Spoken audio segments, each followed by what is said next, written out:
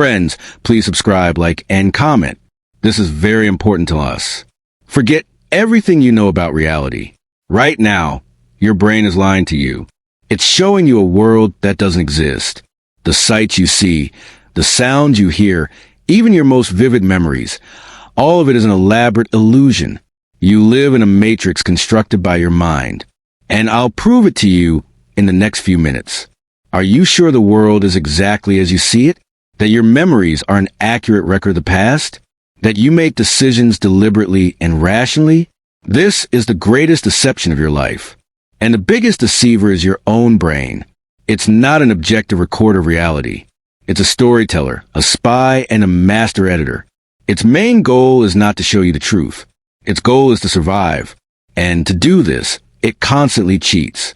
Let's start with the simplest thing, what you see right now. Your eyes aren't two high-quality lenses. They're two raw, leaky sensors with a tiny spot of clarity in the center. You see the world in color only in that central zone. Around the edges, everything is blurry and black and white. Look around. Did you notice that? No. Why? Because your brain is completing the picture. It takes fragmentary data, mixes it with your memories and expectations, and gives you a beautiful, coherent, but completely fabricated version of what happened. You don't see with your eyes. You see with your brain. And now for your memories. Do you think they're stored in your head like videos in the cloud? You pull them out, press play, and there it is, that very day from your childhood. That's a lie. Memory isn't recording. It's a reconstruction. Every time you recall an event, you don't replay it, you reassemble it. And your brain unceremoniously makes edits. It adds details from other memories, weaving in stories from relatives and scenes from movies. Do you remember running around your grandmother's yard as a child? Perhaps you remember it so vividly only because you've heard the story many times at family gatherings. Your brain has taken someone else's story and passed it off as your own personal memory. It doesn't know the difference. Its goal is to create a coherent story, not a true one.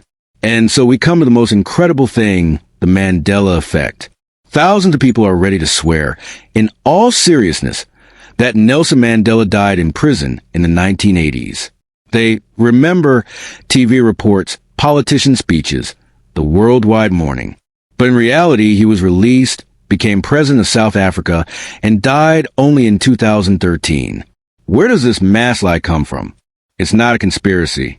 It's a clear example of how collective memory becomes distorted and infected, like a virus.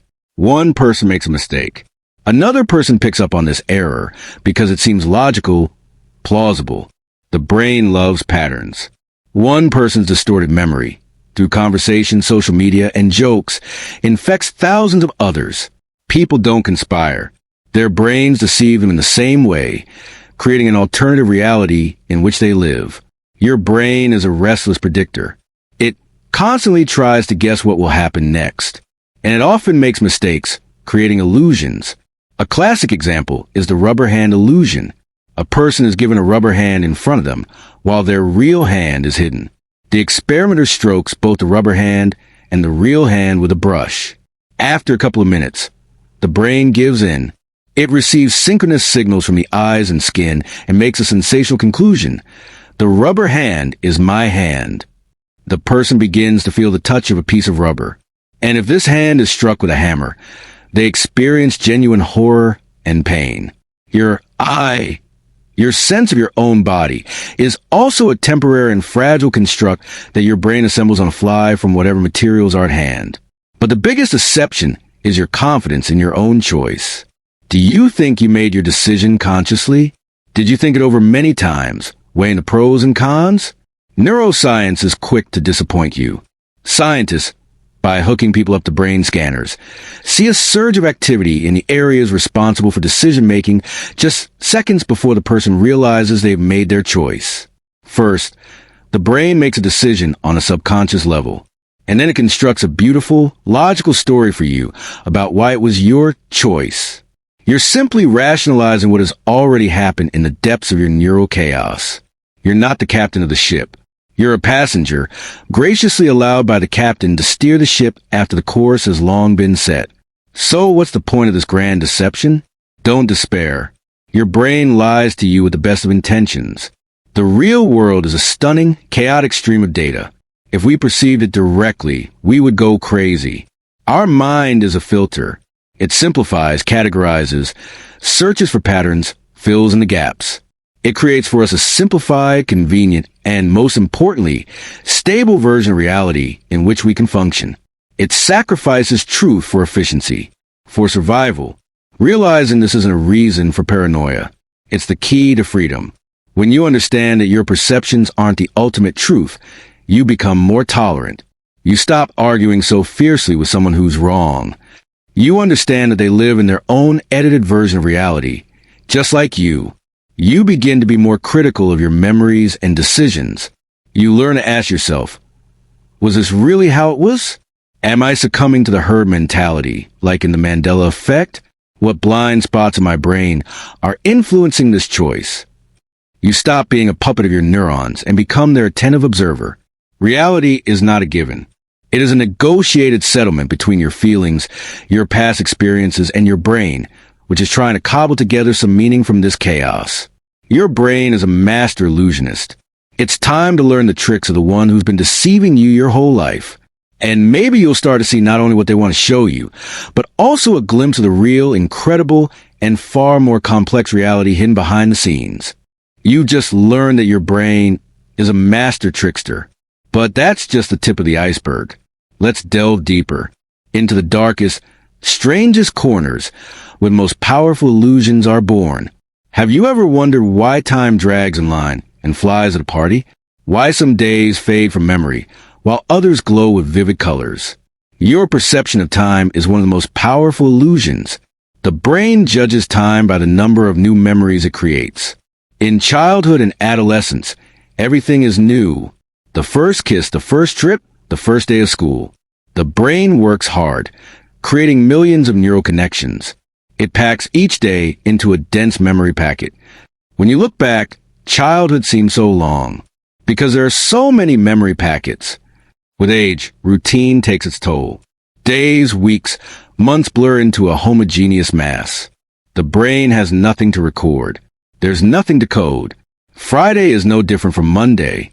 And when you look back on the year, it seems empty and has flown by. Your brain has burned it out because it's no longer needed. It's conserving resources. It's deceiving you into thinking life is speeding up. In reality, it's simply becoming less saturated with novelty. You can defeat this deception, break the routine, take new routes, learn new things, go to new places, force your brain to work hard again. Fill your life with events. This is how you stretch your time. Now prepare yourself for the strangest thing, an illusion that calls into question the very nature of yourself. Blind sight. This is a real neurological condition. A person is blind as a result of a brain injury. He sees nothing. He's convinced he's completely blind, but he's asked to walk across a room full of obstacles. He shrugs. He says it's impossible, but they persuade him to try. And he gets through. He goes around all the chairs, all the boxes. He doesn't know how he does it. He says he just guessed, he felt it. What's going on? The part of the brain that processes visual information is damaged. He doesn't see in the usual sense. But other, ancient parts of the brain still receive signals from the eyes. They process them subconsciously. They see. But this person's conscious mind has no access to this information. It turns out that two selves live in one body. A blind conscious mind, convinced of its inability to see, and a subconscious mind, which sees and controls the body without its owner's knowledge. Who are you then? Your conscious mind is just a middle manager who thinks he's the CEO. He takes credit for all your successes. But in reality, the lion's share of the work and decisions takes place in depths of which he has no idea. This brings us to another trick. The illusion of control. You press the elevator button. You do it with a certain amount of force, sometimes even multiple times. You're sure it makes the elevator come faster. You spin the roulette wheel at the casino with particular force when you want a high number. You yell at the TV during a football game, as if your shouts could influence the outcome. Your brain tries by any means possible to create the illusion that you're in control of the situation, even if you're clearly not. Because the feeling of loss of control is one of the most powerful stressors for psyche. It's better to believe in the absurd magic of a button than to admit your helplessness while waiting for the elevator. This mechanism also works in more serious situations.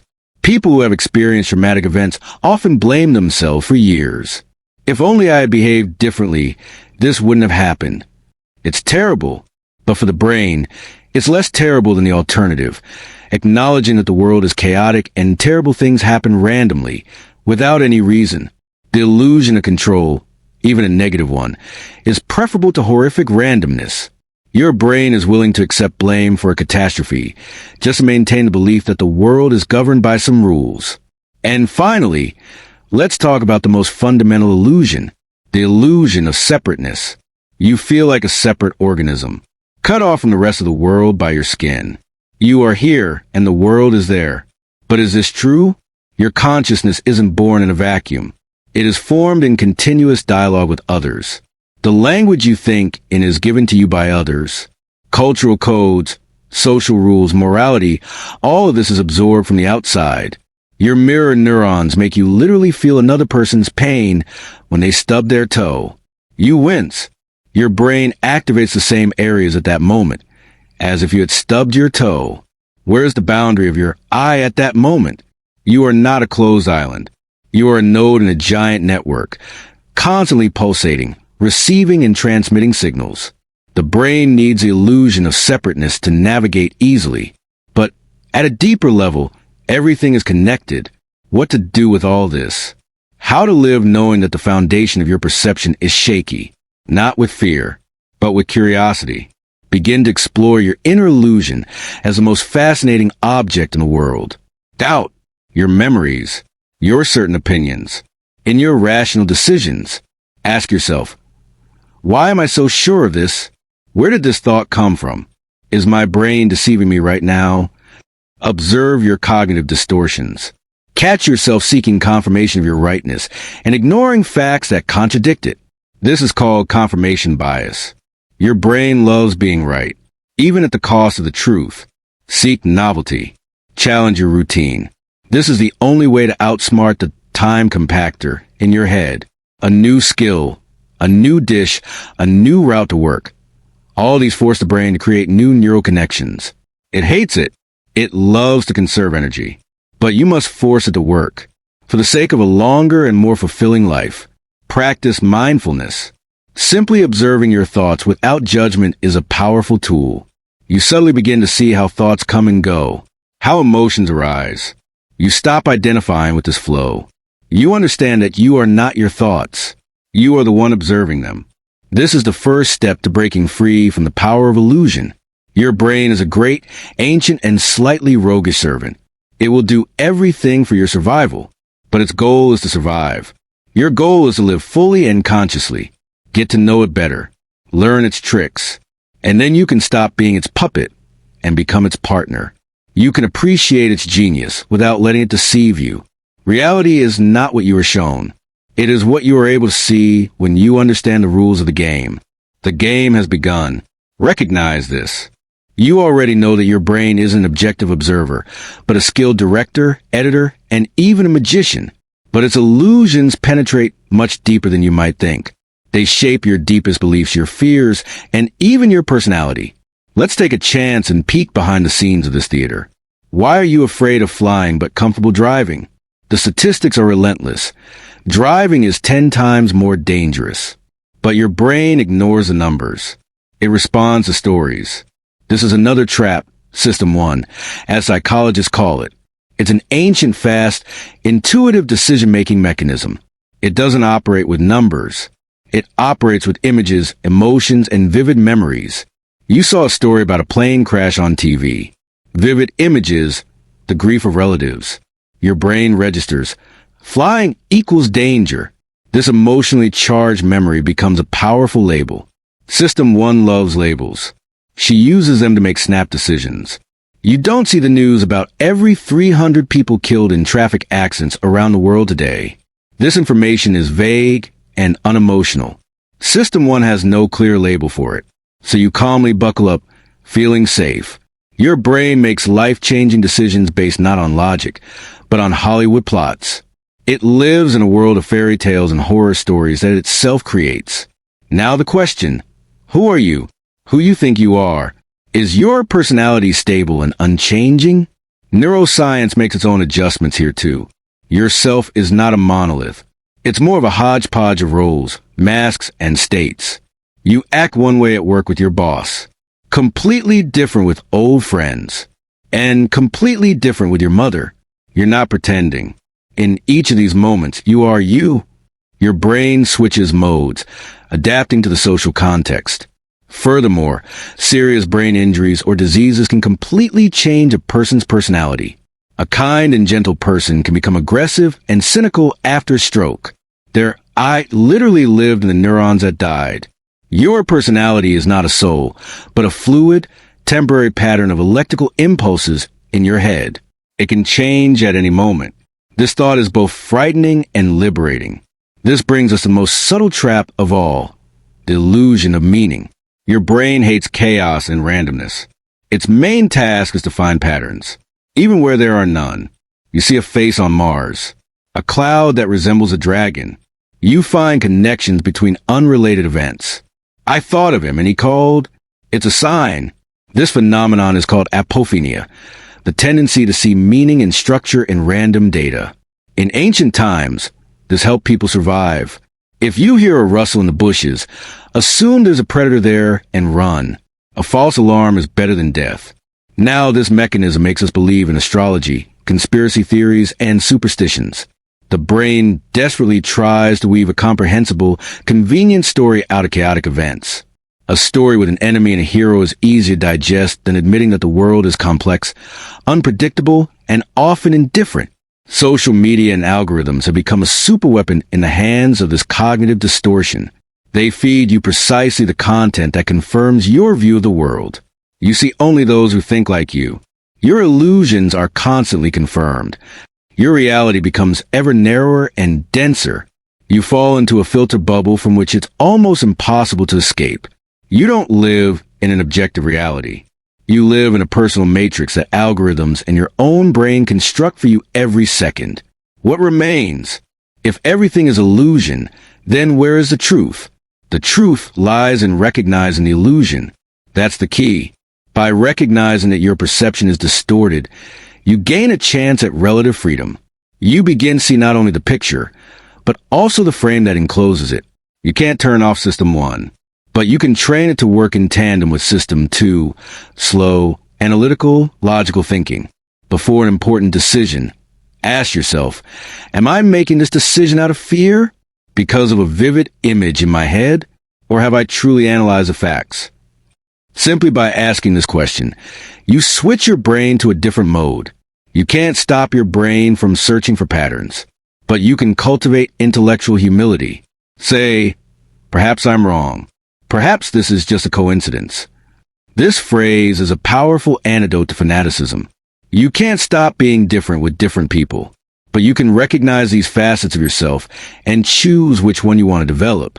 Your personality isn't a sentence, but a molding medium.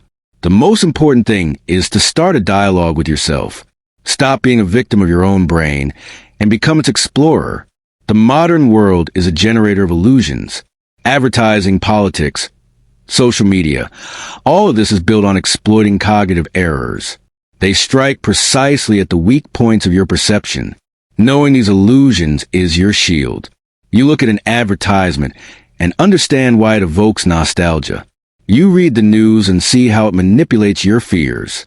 You catch yourself thinking, oh, my confirmation bias is at work again. I'm only looking for facts that suit me. This is awakening. You wake up inside your own dream. You won't be able to see the world objectively. That's impossible. But you will be able to see the subjectivity of your perspective. And in that moment, your world will become larger, more complex, and more wondrous. You will begin to notice beauty in ambiguity, depth in unanswerable questions, freedom in accepting that yourself is fluid and changeable. Your brain is deceiving you. But this deception is the greatest work of art, the result of millions of years of evolution. You can continue to enjoy the performance, sitting passively in the auditorium. Or you can go up on stage, meet the director, and learn the secrets of special effects. The choice is yours.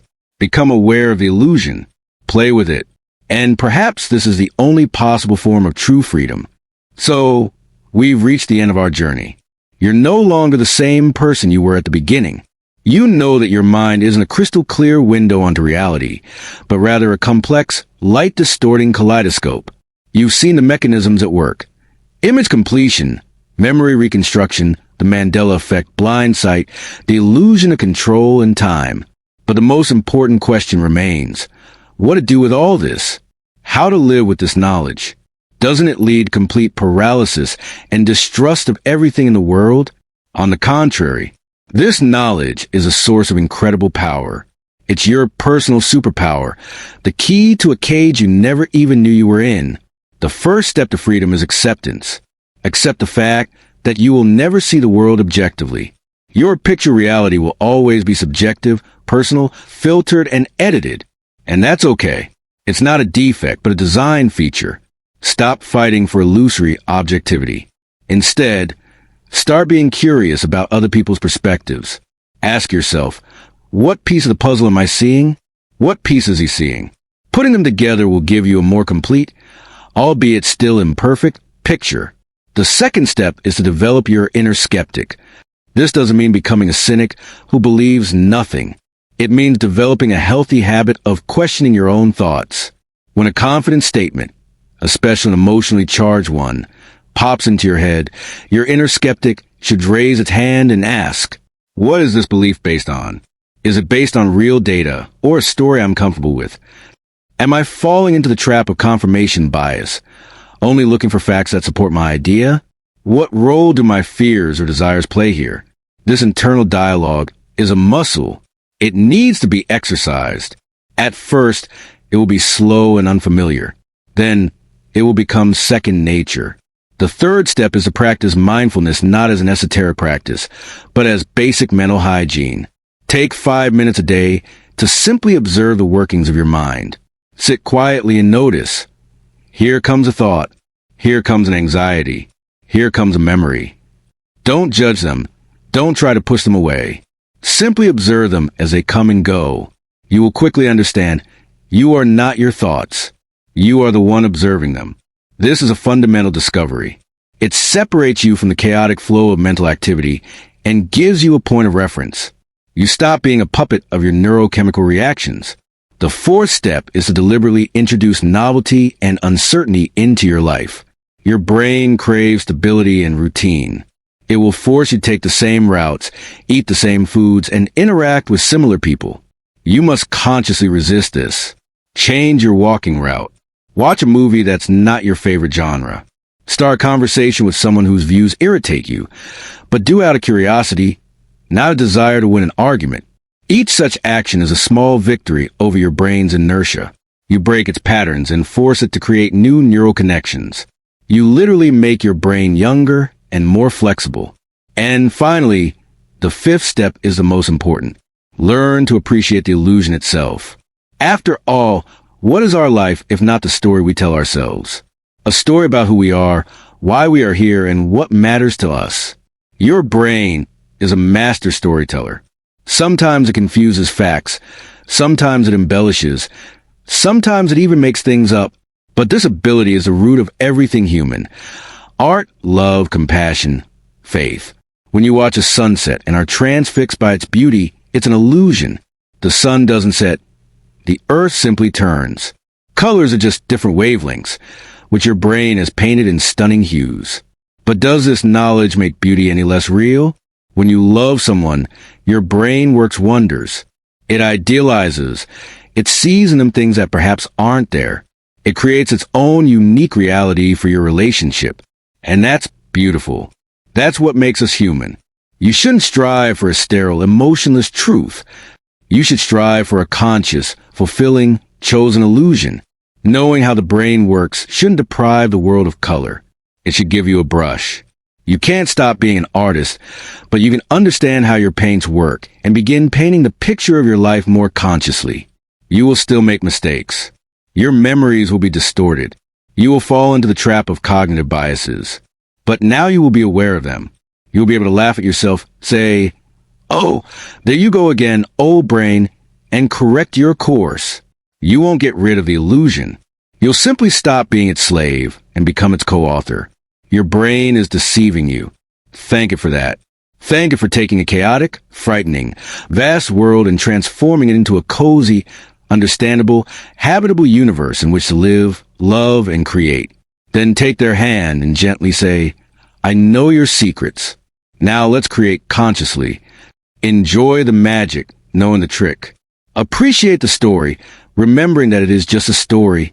And in this paradox between knowledge and faith, between truth and fiction, is where true, full, conscious human life unfolds. You've awakened. Now all that's left is to begin living in this new, much more interesting and complex world. A world where you are finally master of your perception,